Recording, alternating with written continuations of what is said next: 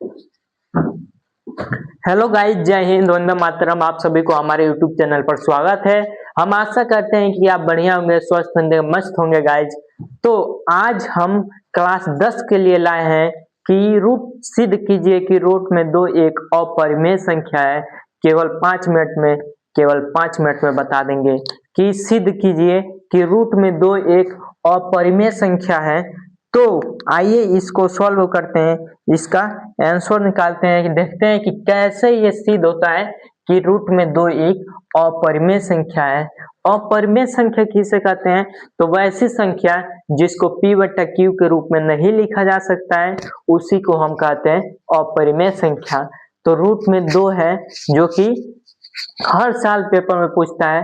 Root में दो, root में तीन, रूट में 7 दे देगा, रूट में 8, रूट में 5 दे देगा और कहेगा कि सिद्ध कीजिए कि रूट में तीन एक अपरिमेय संख्या है। तो दो का स्थान पर हम रूट 3 लगा सकते हैं, रूट 5 लगा सकते हैं और सिद्ध कर सकते हैं कि यह एक अपरिमेय संख्या है। तो हमने कल्पना किया कि रूट में जो दो है वो एक परिमेय संख्या है। हमने केवल क्या किया है? तो हमने केवल कल्पना किया है, हमने केवल माना है। यहाँ पर आप लिख सकते हैं कि हमने माना कि रूट में दो एक परिमेय संख्या है। ठीक, तो परिमेय संख्या मान लिए हैं, तो रूट में 2/1 बराबर p बटा q हम लिख सकते हैं। रूट में 2 बराबर p बटा q लिख सकते हैं क्योंकि हमने माना है भाई कि रूट में दो परिमेय संख्या है जहां q नॉट इक्वल टू 0 होना चाहिए। यहाँ पर 0 नहीं होना चाहिए, q नॉट इक्वल टू 0 हो। यहाँ पर 0 के अतिरिक्त और कोई संख्या हम ले सकते हैं और p तथा q एक सभाज्य संख्या हो। जहां p और q एक सभाज्य संख्या हो, सभाज्य संख्या का अर्थ होता है वैसी संख्या जिसका मौसा एक हो, उसको हम सभाज्य संख्या कहते हैं। अब देखिए क्या करेंगे, रूट में दो बराबर p बटा q हम लिखे हैं, तो ये जो q है तिर्यक गुणा कर देंगे। तो रूट में दो और q का गुणा हो गया है, ठीक, और बराबर में p अकेले ही बच जाएगा। दोनों तरफ वर्ग करने पर तो रूट में दो और q का वो स्क्वायर बराबर में p का स्क्वायर। अब रूट में दो का स्क्वायर करेंगे तो दो हो जाएगा। किसी भी संख्या का स्क्वायर करते हैं तो वही संख्या आ जाता है, वही संख्या नहीं आता है उसके देखते हैं तो मतलब गुणा से रूट कट जाता है।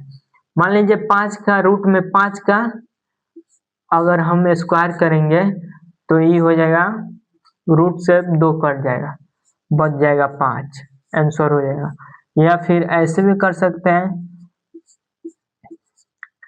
रूट में 5 का स्क्वायर 25 होता है और 25 का वर्गमूल क्या हो जाएगा? तो 5 हो जाएगा।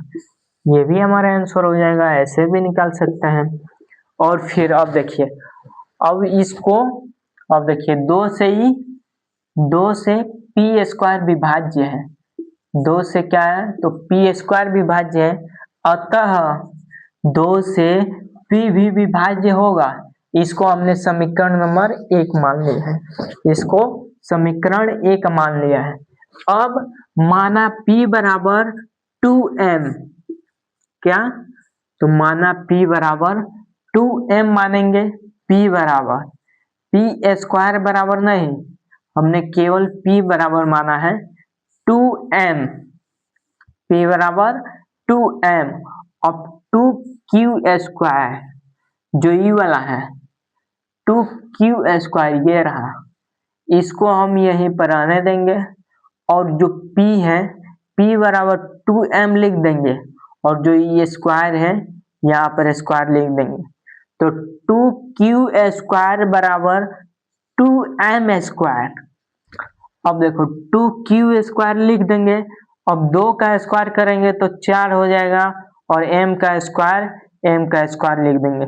2 से 4 को काटेंगे, 2 एक कम 2 और 2 दूना 4, ये हमारा 2 हो गया। अब यहाँ पर 2 स्क्वायर बच गया, q स्क्वायर क्या बच गया? तो q स्क्वायर बच गया और 2m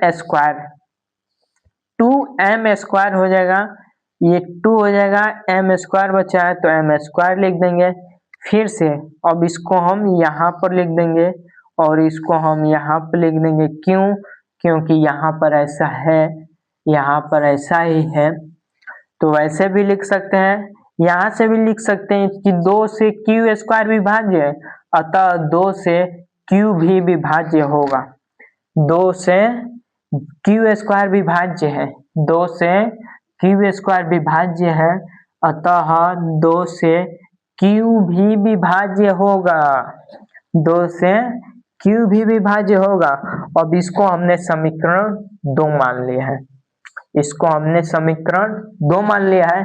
अतः समीकरण 1 और समीकरण 2 में एक के अतिरिक्त 2 भी उभयनिष्ठ गुणनखंड है।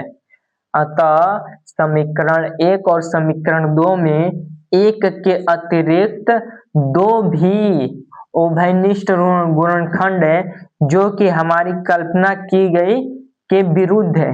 अर्थात जो कि हमने जो कल्पना किया है, की गया है वहां पर, वो गलत है।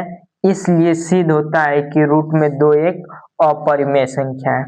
तो हम आशा करते हैं कि आप इस सवाल को पहले से भी बनाए होंगे।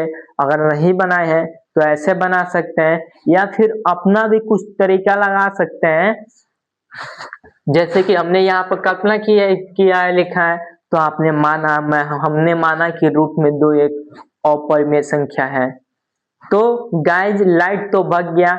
आज तक के लिए यहीं पर। जय हिंद, जय भारत।